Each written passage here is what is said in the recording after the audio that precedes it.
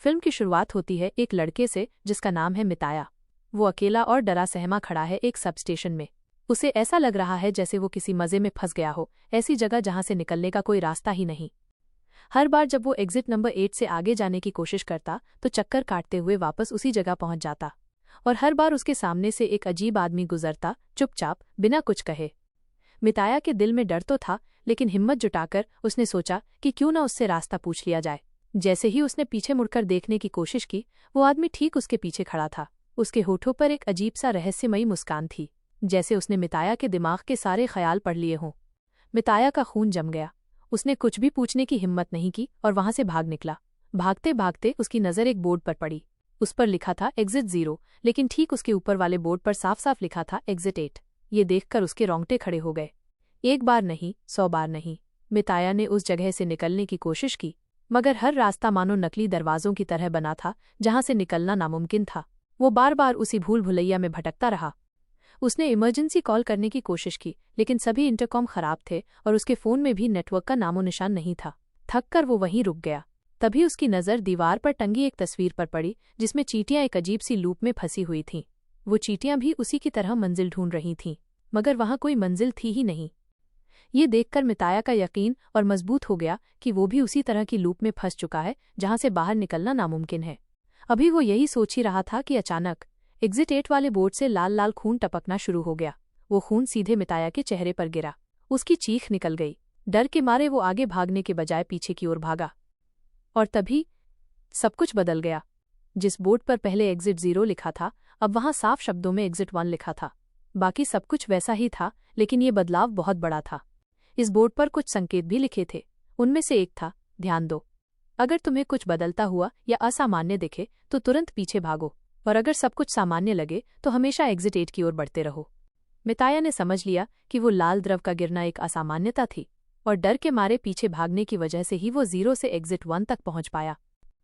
इतनी दहशत और डर के बीच अचानक मिताया के मन में एक छोटी सी उम्मीद जाग उठी, शायद वो यहां से बाहर निकल सकता है। उसने हिम्मत जुटाई और फिर से एग्जिट 8 की तरफ बढ़ चला। रास्ते में उसे कुछ भी बदला हुआ नहीं दिखा तो वो आगे बढ़ता रहा। लेकिन जब वो उस बोर्ड तक पहुंचा जिस पर पहले एग्जिट 1 लिखा था, वहां फिर से एग्जिट 0 चमक रहा था। ये देखकर उसके होश उड़ गए। उसे समझ आया कि उसने कोई गलती की है। ये पूरा चक्र किसी खेल गेम की तरह है। जैसे गेम में एक छोटी सी गलती इंसान को सीधा शुरुआत पर पहुंचा देती है, वैसे ही यहाँ उसकी एक भूल उसे फिर से 0 पर ले आई। अब मिताया समझ गया कि अगर उसे जिंदा बचकर यहाँ से निकलना है तो इस खेल के नियमों को ध्यान से निभाना होगा। सोचते सोचते उसने अपना मोबाइल निकाला और तय किया कि अब से वो हर छोटी बड़ी चीज की तस्वीर खींचेगा, ताकि अगर अगली बार कुछ बदले तो तस्वीर देखकर पहचान सके। उसने यहाँ तक कि उस अजीब आदमी की भी फोटो खींच ली, वही आदमी जो बार बार एग्जिट 8 के नीचे से चुपचाप गुजरता था।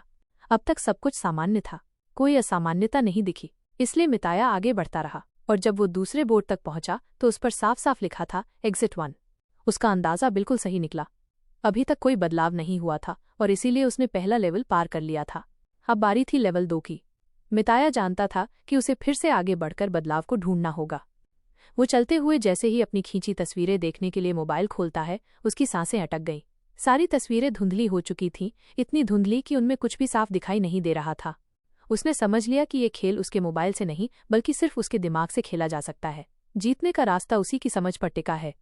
अभी वो यही सोच रहा था कि अचानक उसकी नज़र उस आदमी पर पड़ी। वो आदमी जो हमेशा चुपचाप एग्जिट 8 के नीचे से गुजरता था, अब वहीं खड़ा था।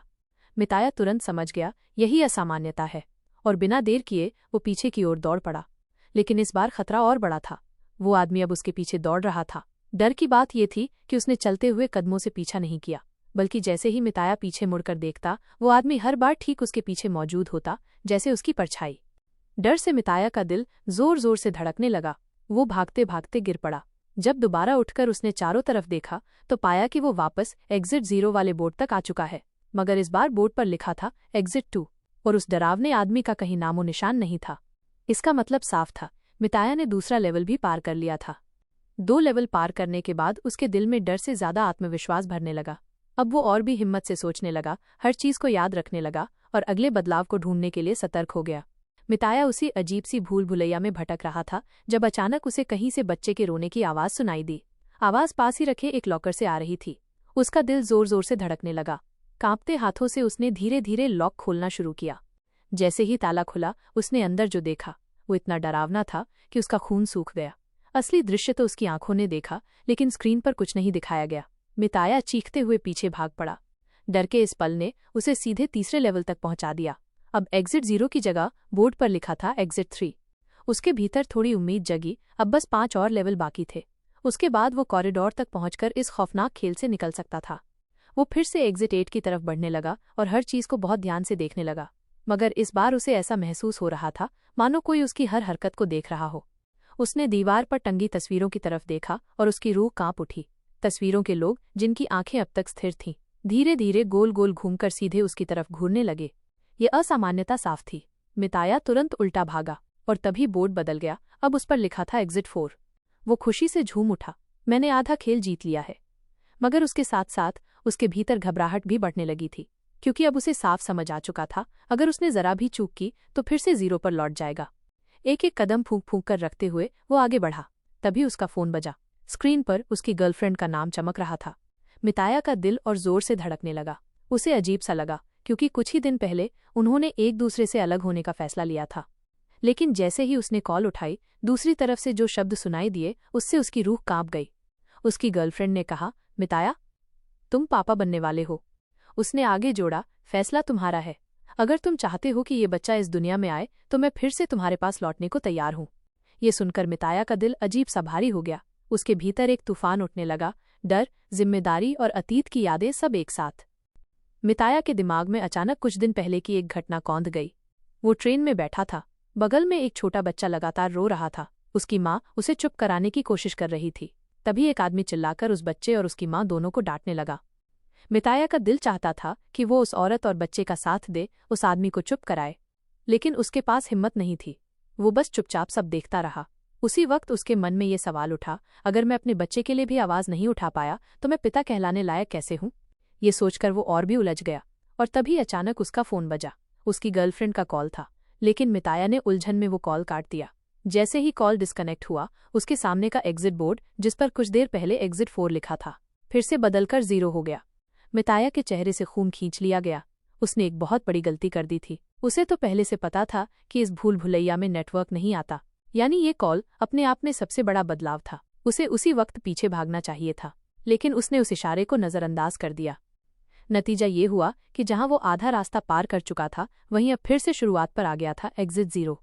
इस बार मिताया का धैर्य टूट गया। वो वहीं बैठ गया और जोर जोर से चिल्लाने लगा। उसकी चीखों में गुस्सा, थकान और हताशा सब कुछ था। मैं इस नरक से कैसे निकलूंगा? कुछ देर बाद वो उठा, मगर अब उसके कदमों में पहले वाली तेजी नहीं थी। उसके पांव घसीटते हुए चल रहे थे, मानो जीते जी मर चुका हो। चलते चलते उसने कॉरिडोर का एक मोड़ लिया और तभी उसकी नजर एक बच्चे पर पड़ी। बच्चे को देखते ही मिताया के भीतर हलचल मच गई। उसने तुरंत पीछे की ओर दौड़ लगा दी। उसे लगा यही बदलाव है। लेकिन जब वो एग्जिट बोर्ड तक पहुंचा, वहां अभी भी 0 लिखा था। मतलब साफ था, ये बच्चा कोई असामान्यता नहीं था। वो भी उसी की तरह इस खेल में फंसा हुआ था। वो भी यहां से निकलने की कोशिश कर रहा था, लेकिन रास्ता उसे भी नहीं मिल रहा था। इतना ही नहीं, अब मिताया ने उस आदमी को भी देखा, वही आदमी जो हमेशा सूट और बूट्स पहनकर उसके सामने से गुजरता था। मगर अब सच उसके सामने था। ये आदमी भी कोई रहस्यमयी प्राणी नहीं था, बल्कि उसी की तरह इस जाल में फंसा हुआ इंसान था। वो भी इस जगह से बाहर निकलने की जद्दोजहद में था। इस तरह मिताया ने पहली बार महसूस किया कि वो अकेला नहीं है। इस मौत के खेल में और लोग भी हैं, जो हर रोज उसी की तरह मुक्ति की तलाश में भटक रहे हैं। हमें दिखाया गया कि सूट और बूट पहना हुआ आदमी और वो छोटा बच्चा पहले एक टीम की तरह काम करते थे, लेकिन इस रहस्यमयी जगह में उन्हें बार बार एक लड़की नजर आती थी। अजीब बात यह थी कि वो लड़की उनकी तरह बाहर निकलने की कोशिश ही नहीं कर रही थी। जब आदमी ने उस लड़की से पूछा, तुम कोशिश क्यों नहीं कर रही बाहर निकलने की, तो लड़की मुस्कुराई और बोली, मैं तो रोज ट्रेन में धक्के खाती हूँ, ऑफिस का काम, जिंदगी बहुत कठिन है। मुझे नहीं लगता कि मुझे वापस उस मुश्किल जिंदगी में जाना चाहिए। यहाँ इस टेबल पर तो मुझे काफी सुकून मिलता है। लड़की धीरे धीरे अपनी बातें कह रही थी, लेकिन अचानक उसकी आवाज बदलने लगी। वही वाक्य जो उसने पहले कहा था, उसे बार बार दोहराने लगी, और फिर उसकी आवाज भारी होकर मर्दाना हो गई। ये देखकर आदमी के रोंगटे खड़े हो गए। उसने तुरंत समझ लिया कि ये लड़की असल में कोई एबनॉर्मैलिटी है। उसने बच्चे का हाथ पकड़ा और तुरंत पीछे की ओर बने एग्जिट बोर्ड की तरफ भागा, और वहीं उसने देखा कि उनके एग्जिट बोर्ड पर अब नंबर 6 लिखा हुआ था। इसका मतलब था कि वो खेल जीतने के बेहद करीब थे। दोनों ने एक बार फिर पूरे टेबल का चक्कर लगाया, कोशिश की ये समझने की कि यहाँ आखिर बदलाव हुआ क्या है। तभी उन्हें वही लड़की फिर से दिखी, लेकिन इस बार उसने उनसे कुछ नहीं कहा। इसी बीच बच्चे की नज़र दरवाजे के हैंडल पर पड़ी। वो हैरान रह गया, क्योंकि हैंडल बहुत अजीब तरीके से लगे हुए थे। बच्चा बार बार उस आदमी को ये बताने की कोशिश करता रहा, लेकिन आदमी ने उसकी बातों को नज़रअंदाज कर दिया और उसे आगे खींच ले गया। यही उसकी सबसे बड़ी गलती साबित हुई। वक्त की बर्बादी, बच्चे की बातों को अनसुना करना, ये छोटी सी गलती उसके पूरे गेम को पीछे धकेल ले गई। अचानक एग्जिट बोर्ड पर लिखा नंबर 6 मिटकर फिर से 0 हो गया। इसका मतलब था कि उसने खेल हार दिया है और अब उसे शुरू से सब कुछ दोबारा करना होगा। वो आदमी अब पूरी तरह टूट चुका था। थकान से उसका शरीर कांप रहा था और गुस्से से उसने जोर जोर से चिल्लाना शुरू कर दिया। लेकिन चाहे जितना भी थक जाए, यहाँ से बाहर निकलना जरूरी था। इसलिए उसने फिर से हिम्मत जुटाई और इस खेल को दोबारा खेलने का फैसला किया। उसने बच्चे का हाथ मजबूती से थामा और एक बार फिर उस टेबल पर चलना शुरू किया। इस बार उसके चेहरे पर हल्की उम्मीद की झलक थी, क्योंकि उसने ऊपर जाने का रास्ता भी देख लिया था। जैसे ही उसकी नज़र उन सीढ़ियों पर पड़ी, उसकी आंखों में खुशी चमक उठी। उसे लगा कि अब यही उसका असली रास्ता है। वो सीढ़ियां चढ़ने ही वाला था कि बच्चा बार बार उसे रोकने लगा। ये गेम है, ये एबनॉर्मैलिटी है, हमें रूल्स के हिसाब से वापस मुड़ना होगा, वरना सब बर्बाद हो जाएगा। लेकिन आदमी ने बच्चे की बातों को अनसुना कर दिया। वो जिद्दी होकर सीढ़ियों पर चढ़ गया और उसी पल उसकी किस्मत तय हो गई। वो टेबल के अंदर ही फंस गया। उधर बच्चा एग्जिट बोर्ड की तरफ भागा और उसने देखा कि अब बोर्ड पर 0 की जगह 1 लिखा हुआ है। इसका मतलब साफ था, बच्चा सही था। वो सीढ़ियां असली रास्ता नहीं, बल्कि एक एबनॉर्मैलिटी थीं। असल दुनिया की ओर जाने का कोई रास्ता वहां मौजूद ही नहीं था। बच्चा अब समझ चुका था कि वो आदमी हमेशा के लिए उन सीढ़ियों में कैद हो चुका है। कहानी अब लौटती है मियता की तरफ, जहां मियता ने उसी बच्चे को देखा। मियता ने तुरंत समझ लिया कि ये बच्चा और वो बड़ा आदमी पहले एक टीम की तरह खेल रहे थे। लेकिन अब बच्चे को अकेला देखकर मियता को एहसास हो गया कि वो आदमी बच्चे को छोड़ चुका है, या शायद अब कभी वापस नहीं आ पाएगा। ये सोचकर मियता का दिल भारी हो गया। उसे बच्चे पर दया आई और तभी से वो बच्चा मियता का साथी बन गया। जल्द ही मियता को एहसास हुआ कि ये बच्चा साधारण नहीं है। उसकी आईक्यू बेहद तेज थी। वो बहुत बुद्धिमान था और टेबल पर होने वाले छोटे से छोटे बदलाव को भी बड़ी आसानी से पकड़ लेता था। यही उसकी सबसे बड़ी ताकत थी। मियता ने बच्चे की इस कला का इस्तेमाल किया और दोनों ने मिलकर बहुत जल्दी पहले लेवल को पार कर लिया, फिर दूसरे लेवल को भी। लेकिन जैसे ही वो दोनों तीसरे लेवल को पार करने के लिए इस रहस्यमय जगह में घूम रहे थे, अचानक उस पूरे मेस की लाइट्स टिमटिमाने लगी। रोशनी बार बार बुझकर जल रही थी और तभी बच्चों के रोने की आवाज़ गूंजने लगी। इन आवाज़ों के बीच एक और खौफनाक चीज़ सुनाई दी, चूहों की चीख पुकार जैसी आवाज़ें, लेकिन वो आवाज़ें इंसानों की तरह बोल रही थीं। अंधेरे, चीखों और अजीब सरसराहट ने उस माहौल को और भी डरावना बना दिया। जैसे ही मियता ने अपने फ़ोन की लाइट ऑन की, उसकी आंखें ठिठक गईं। सामने वही आदमी खड़ा था, लेकिन उसका खड़ा होने का अंदाज बेहद अजीब और अस्वाभाविक था। मियता का दिल दहशत से धड़कने लगा। उसने बिना देर किए बच्चे का हाथ पकड़ा और भाग खड़ा हुआ। और तभी अचानक एग्जिट बोर्ड बदल गया। मियता समझ गया कि ये पूरा खौफनाक मंजर, ये डरावनी परछाइयाँ असल में सिर्फ उनकी परीक्षा थी और वो एक और लेवल पार कर चुके थे। दोनों फिर से अगले राउंड के लिए उस रहस्यमयी मेस में घूमने लगे। तभी अचानक सामने से एक औरत नजर आई। मियता के अनुभव ने उसे तुरंत समझा दिया कि ये औरत कोई इंसान नहीं, बल्कि यहाँ की एबनॉर्मैलिटी है। उन्हें तुरंत पलटना होगा। लेकिन बच्चा अचानक रोने लगा और उस औरत की तरफ बढ़ने लगा। मियता घबरा गया। वो जानता था कि अगर बच्चा उस औरत के पास गया तो सब खत्म हो सकता है। वो दौड़कर बच्चे को अपनी बाहों में उठा लेता है और उसे कसकर पकड़ते हुए पीछे भाग जाता है। इस बार भी एग्जिट बोर्ड बदलता है। वो एक और लेवल जीत चुके थे। लेकिन मियता खुश नहीं था। उसके दिल में अब सिर्फ एक ही बात घर कर गई थी, ये मासूम बच्चा अपनी माँ से दूर है। उसकी आंखों में बच्चे के लिए ममता उमड़ आई। उसने बच्चे का हाथ और मजबूती से पकड़ा और मन ही मन वादा किया, मैं तुझे तेरी माँ से जरूर मिलवाऊंगा। अगली बार जब वो मेस में घूम रहे थे तो अजीब तरह की खामोशी थी। कोई बदलाव नजर नहीं आ रहा था। लेकिन तभी उस बच्चे की नज़र ऊपर लगे एग्जिट 8 बोर्ड पर गई। वहां लिखा 8 इस बार उल्टा था। इतनी मामूली चीज जिसे कोई भी नजरअंदाज कर देता बच्चे ने पकड़ ली। मियता तुरंत समझ गया कि यही उनका टेस्ट है। उन्होंने मुड़कर भागना शुरू किया और फिर से एक लेवल पार कर लिया। अब तक उन्होंने 6 लेवल्स क्लियर कर लिए थे। अब बस 2 लेवल्स और बचे थे। मियता के दिल में उम्मीद की चमक थी कि अब वो जल्द ही इस टेबल से आज़ाद हो जाएगा और अपनी दुनिया में लौट पाएगा। लेकिन उसके अंदर अजीब सी बेचैनी भी बढ़ने लगी थी। वो दोनों फिर से टेबल के चक्कर लगाने लगे। तभी अचानक पीछे से भयंकर पानी का सैलाब फूट पड़ा। मियता बच्चे को पकड़कर वापस भागना चाहता था, लेकिन तेज बहाव में बच्चा फिसल गया और पानी में बह गया। मियता का दिल चीर गया। वो खुद भी बहाव से लड़खड़ा गया था, लेकिन उसने हार नहीं मानी। उसने बच्चे के पीछे छलांग लगा दी। जैसे ही वो पानी के भीतर गया, उसके चारों तरफ की दुनिया बदलने लगी। उसे अजीब विजन्स दिखाई देने लगे। उसने खुद को एक समुंदर किनारे खड़ा देखा। समुद्र की लहरें, नीला आसमान और पास में उसका एक दोस्त। और वहीं उस बच्चे को देखा जिसे वो अब तक मेस में अपना साथी मान रहा था। लेकिन उस पल मियता की नजरें ठहर गईं, क्योंकि उस बच्चे को उसने अपने बेटे की तरह देखा, जैसे वो उसका अपना खून हो। समुद्र किनारे मियता उस बच्चे के साथ खेल रहा था, हंस रहा था, खुश था। और तभी उसके दिल में एक गहरी रियलाइजेशन आई, पिता बनना कोई बोझ नहीं है, बल्कि ये तो सबसे खूबसूरत एहसास है, सबसे पवित्र रिश्ता है। अभी मियता अपने ख्यालों में डूबा ही था कि अचानक उसके पूरे जिस्म में तेज दर्द उठा।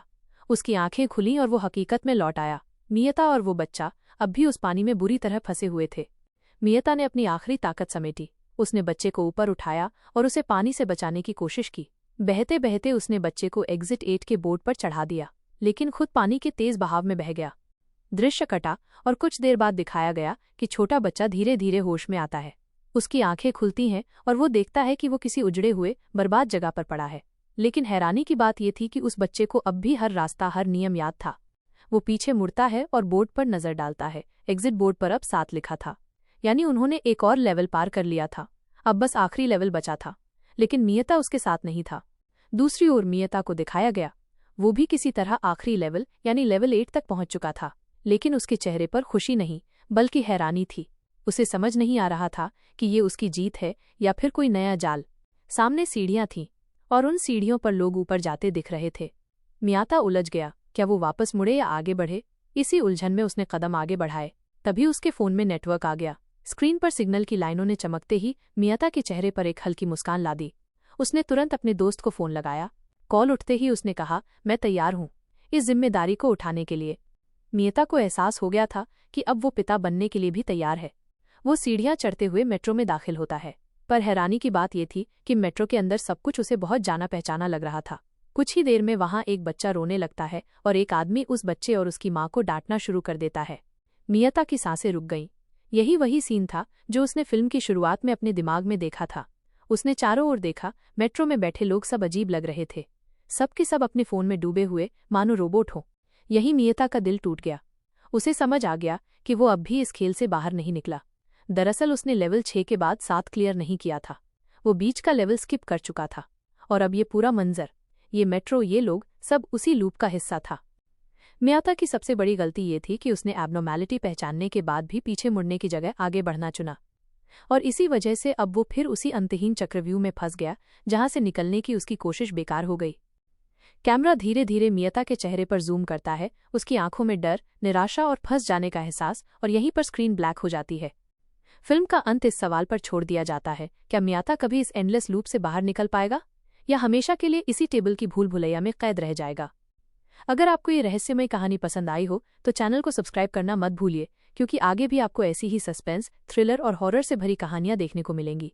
और मुझे आप सबसे एक बात जाननी है, आपको किस कैटेगरी की वीडियो सबसे ज्यादा पसंद है, मिस्ट्री, थ्रिलर या हॉरर? कमेंट करके जरूर बताइए, क्योंकि आपके कमेंट्स ही हमें इंस्पायर करते हैं नई कहानियां लाने के लिए। और हाँ, अगर वीडियो अच्छी लगी हो तो एक लाइक जरूर दीजिएगा।